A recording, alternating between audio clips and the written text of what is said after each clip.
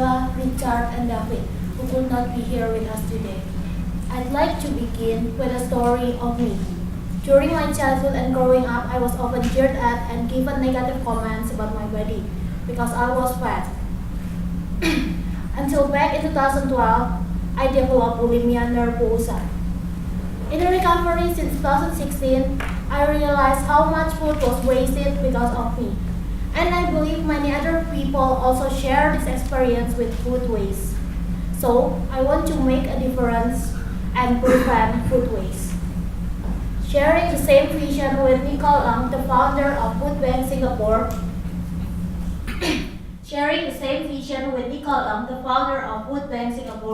my team and I started our own business called Food Shelter. Food Shelter aims to provide balanced food to create a balanced society. Because we found out that in Indonesia, each person produces 300 kilograms of food waste annually, while on the other hand, about 22% of Indonesians are still in hunger. Now, let's see a video of Mr. Junaidi.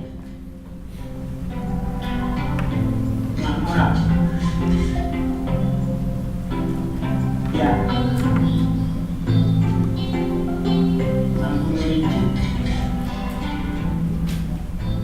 nggak cukup sih, tapi dicukup-cukupin.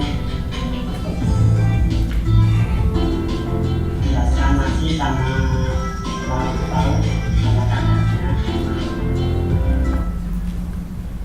There are many people like Mr. Junaidi in Indonesia. They have limited access to healthy, nutritious food. So, to overcome this problem, Food Shelter uses excess food from various sources, pack and sell it to impoverished, not with money but with plastic bottles. We do not give the food for free because we believe being poor do not mean they have no dignity. Because we believe being poor do not mean they have no dignity. They do not have to beg for food because they pay with their own means, dignity intact. So, this is how food shelters work.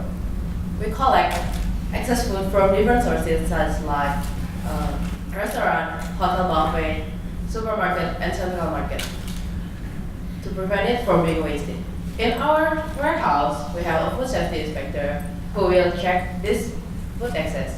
The bad one will be sold to compost and animal feed manufacturer, while the good one will be stored, packaged, and distributed to our booth, where our customer, the impoverished, could come to buy our packaged meal. Because we can expect them to have much money, we use plastic bottle as our means of payment. Why we use plastic bottles is because Indonesia produces more than 4 million tons plastic waste every year, and 35% of it is plastic bottles. Each box of meal only worth 5 used plastic bottles, but in the future, we will accept another type of waste as our means of payment, like paper, can, or glass. All collected plastic bottles will be sold to plastic waste collector, and to support the expansion of this project, we have another revenue stream that came from advertisement placement on our food box. This advertisement comes from our support company, which is local FMCG companies with lower to middle market segment. It means that our advertiser target market is our customer. Our advertiser can place their social campaign, educational campaign, or even marketing campaign on this food box. Besides that, we offer 15-minute brand exposure, and within the first 6 months, we will distribute more than 1 million plastic and food box. It means that our advertiser could get 15-minute brand exposure 1 million times. With only 45% of our food box will have this advertisement, plus the revenue from plastic pellets and from selling plastic bottles and food waste, we could cover 1.3 times our cost. It means that Food Shelter can run as a sustainable business in the future. We had made a comparison of food sources for the impoverished. to show food shelter is the best option. First, they could go to a small shop to buy cheap food with poor nutrition, or go to a restaurant that may has a good nutritious food but unaffordable. Charities and government activities in feeding the impoverished usually are free and sustainable for the environment, but not always available. We Food Shelter open 6 days a week, provide affordable and nutritious food while supporting environmental sustainability. In last January, we had done a prototype in South Jakarta, and as a result, we had collected hundreds of plastic bottles and gathered some feedback for our project. Our customer really hope Food Shelter will be open and available soon, and they intend to collecting plastic bottles from now on. Based on the prototype positive result, we will run an initial project in the second half of 2018. Our first customers are impoverished people in North Jakarta with market size of 98,000. We will open 8 booths in impoverished areas such as slums and government flats. There, the average monthly income per household is less than 245 US dollars per month, and they work as laborers and housemates. The rest are housewives and jobless. We choose Jakarta as our starting point because Jakarta is the nation capital and most populated city. Jakarta has more than 380,000 impoverished people easily accessible. Jakarta also produces more than 6.5 thousand tons of waste daily, 14% of it is plastics. In 2019, Food Shelter will expand to East Jakarta as the second region with most number of impoverished people. In 2020, we will have 50 booths across Jakarta. In 2021 until 2023, we will expand to new areas, especially Jakarta satellite cities. By 2023, we will have 166 booths all across Greater Jakarta. Food shelter concept is easy to replicate because it is simple and doable in Indonesia as well as other developing countries, yet it provides huge social impacts. Food shelter also gains value through economies of scale. So the more we expand, the bigger our social impact. But we do realize that the devils are in the little things. Our priority is to develop standard operating procedures to ensure all processes run smoothly, with the help of our advisors in financial, social venture, and innovation. To make it happen, we need 200,000 US dollars, 80,000 from own capital, and we are looking for 120,000 US dollar investment for 45% stock. Investor could expect 68% IRR with 2.5-year payback period and social return up to almost 700 times initial investment. Together, we can make good things happen. Together, we can feed 25% impoverished people, provide almost 140 million meals, saving more than 138 million US dollars. As for the environment, we can rescue 55,000 tons of excess food, prevent more than 100 million carbon dioxide emission from landfills, and collect more than 10,000 tons of plastic bottles. I'm nearing the end of my presentation, so this is how food shelter works and solve the food waste and hunger starting from Indonesia. We look forward for your question. Thank you for the opportunity. Food shelter, let's put for balanced society. Thank you. Actually, I really like your presentation. The question is that who do the food processing? You cook it or you outsource it? Thank you for your question. Actually, we do not cook it by ourselves because we are looking for cooked food from hotels and restaurants, so it's already cooked. And we only do the safety check to ensure that the food is still edible for human. So it means that the food shelf life is shorter than comparing to those in the food mall, for example. So how if it's quite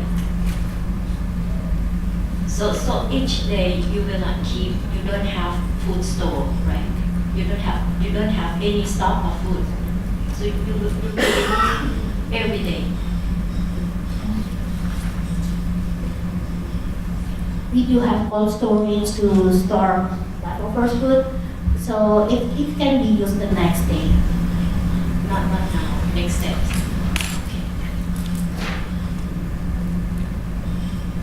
I was wondering whether the food is being distributed, the people who are accepting the bottles, is that going to be run by volunteers or by employees that you'll pay? Thank you for your question. We will have employee to distribute this food box.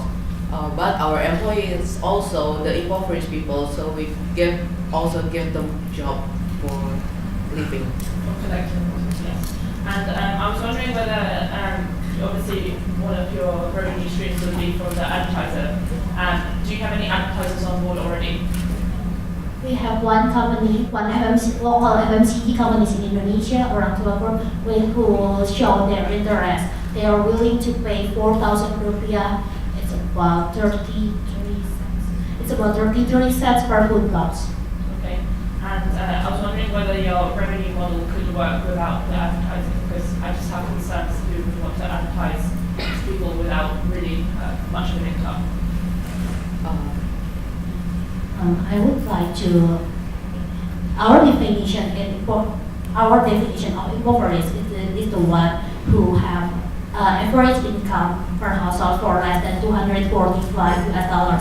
So it means they still have the buying power, although it is limited. And our advertisers target advertisers who sell their products to people in lower and middle class.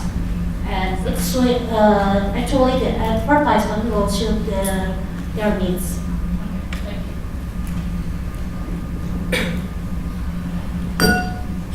Hi. It seems to be a huge logistics operations that you run. So can you walk me through how you source the food? You said initially, I think in one of your early slides, that you have to collect all the food and then repackage, inspect, repackage. Can you just explain the logistics involved and how you're able to scale? Right. Thank you for the question. I will answer that question. That's like my friend said before. We have employees to collect the food, and of course, we have a different supplier, like from hotel or restaurant and from supermarket. We make a area. So let's say this area we use one truck to get the all food, like say from restaurant, from hotel, and then from supermarket. So there are 5 regions in Jakarta. So we just need 5 trucks and then bring to our warehouse. And then in our warehouse we will inspect them. If it's good, we'll store it and cook. We will have a safety check in each processes from procurement, which is from the restaurant to us, and during the packaging as well as our redistributing. And we have the employee for that. And The inspection process, sometimes there's some like bacteria which is not can be inspected using your eye only. So how can you do that inspection process? We have a food safety inspector that already has certified by our government to do this checking process. So it is their main skill. As far as I know, a food safety check, because you have to take a sample and take the bacteria, it takes at least 24 hours at the moment. So is that how long it takes you?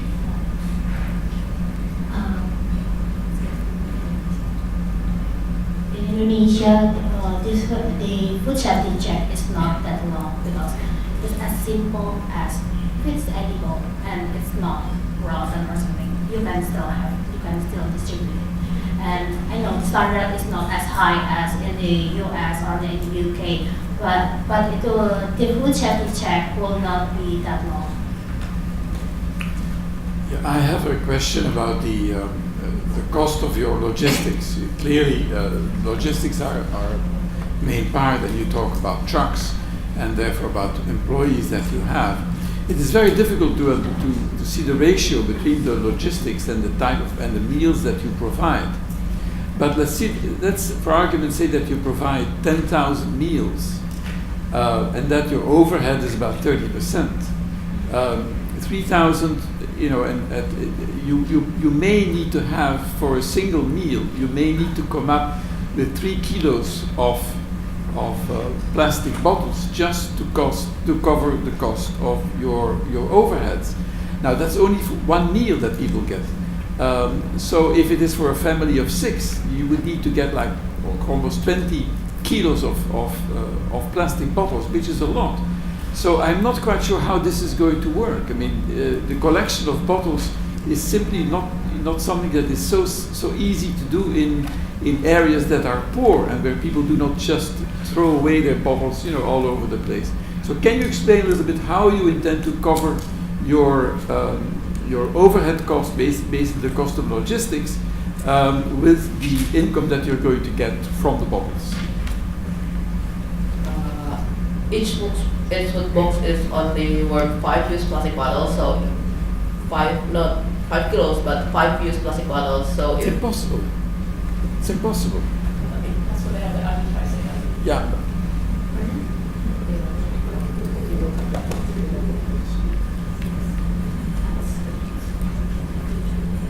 We only use 5 plastic bottle for each food box because our main revenue is from the advertisement.